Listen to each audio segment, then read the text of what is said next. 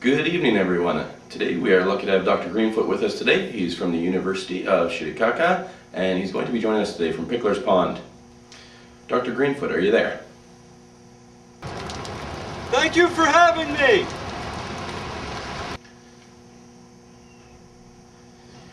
Yes, Dr. Greenfoot. On the 20th anniversary of the clear-cutting ban, what are the benefits of having a nice, green, large, dense forest rather than all of the clear-cutting that has gone on in the past? Yeah, this being the 20th anniversary of the decision made to ban clear cutting, it shows that it was a good decision. Without having these trees here, we wouldn't have a canopy like the one you see above us to protect, precious plants like the ones beneath us that are susceptible to high temperature without the shade and maybe even frost in the winter.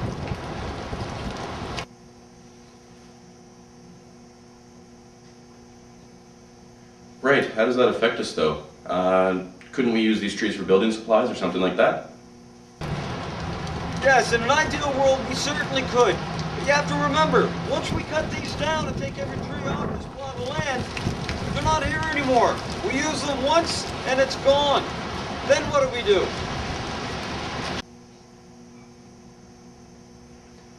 Yeah, but won't they just grow back?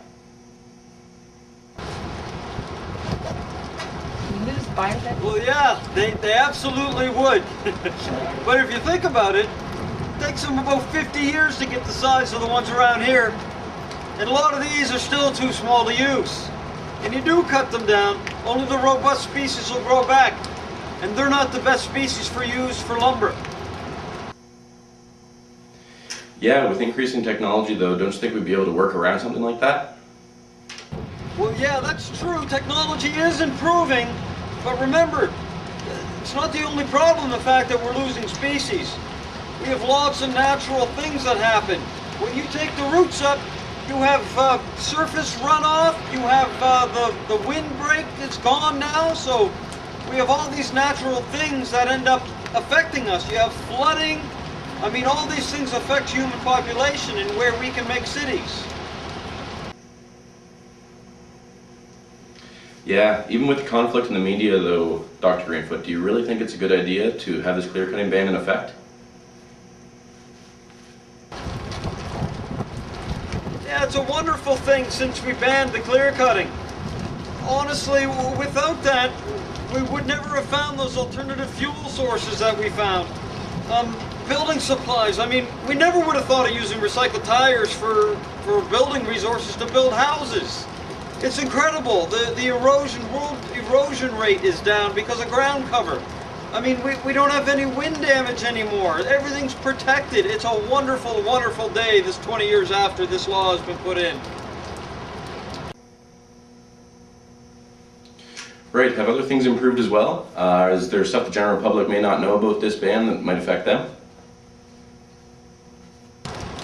Yes, a lot of things improved. We have outdoor recreation soaring to new heights. The North American obesity problem has all but disappeared. As far as wildlife and biodiversity in general, we have more plant species now than ever. They seem to be coming back. It's amazing. Everything's doing so well and actually has the terrain to live and be happy.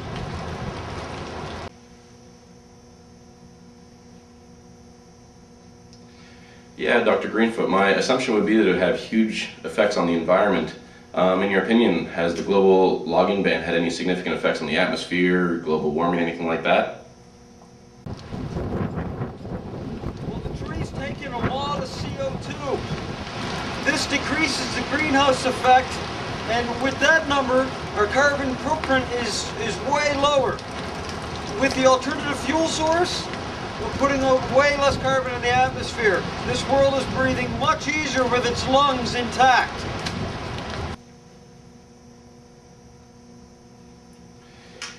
Very good. Thank you very much, Dr. Greenfoot. Your insight has been very helpful. You're most welcome. Now I think I'm off for a hike. Take care. This is Jeremy Johnson reporting for St. Vincent News. Take a hike.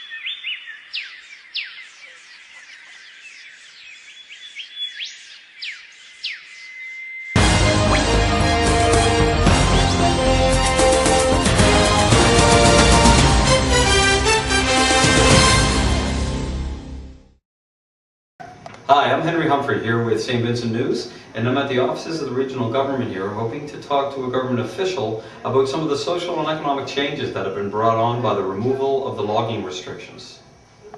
So hi, we're here with Jennifer Smith, a member of the Legislative Assembly here at the Government Regional Office, and we wanted to ask how you thought the community was affected over the last 20 years with the removal of the logging restrictions. Well, the removal of the clear-cutting restrictions have been wonderful for the economy. It's been great for rural areas that have been predominantly logging based. It's been wonderful. The economic growth there has been incredible. Also, Canada, in terms of the worldwide stage, has seen unprecedented growth because we have so many forests. We're 10% of the world's forests inside of Canada, and so our exports have increased by 70%. So what has happened to all the land that used to be forests?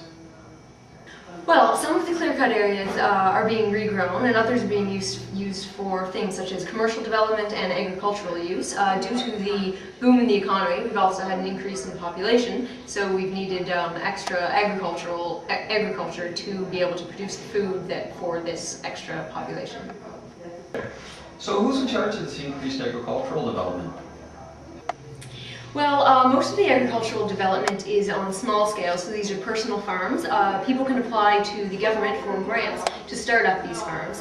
A good thing about the deforestation is that there's so much extra land that these people can apply for grants, and most of the farms that are being approved are actually organic. And due to the increase in available land to produce this agriculture, we have people doing organic farming, whereas in the past, when you only have a certain amount of farmland, you need to increase your productivity. So we can not worry about the productivity and really come up with healthy options. So it's been great for the Canadian local produce. Thank you for your time, Jennifer Smith. This is Henry Humphrey signing off for St. Vincent News.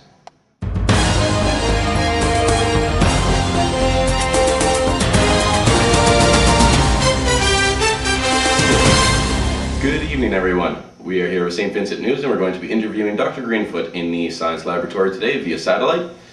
Dr. Greenfoot, thank you for joining us. What effects have you seen in the last 20 years ever since this ban has been lifted on clear cutting? Oh, the results have been remarkable. The things we've seen in the lab since we've started this project have increased our knowledge on regrowth incredibly. Great, so how has the studies of these clear-cut areas improved science? Oh, well, we're learning all kinds of things. We're studying all different methods for regrowing in these clear-cut areas. The most beneficial ones, or effective ones, we're studying, and in some areas the economy has been improved greatly.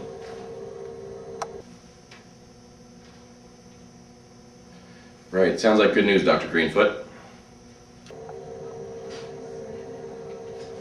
Well, we have a lot of land, so our resources are unlimited for the amount of study plots that we can have.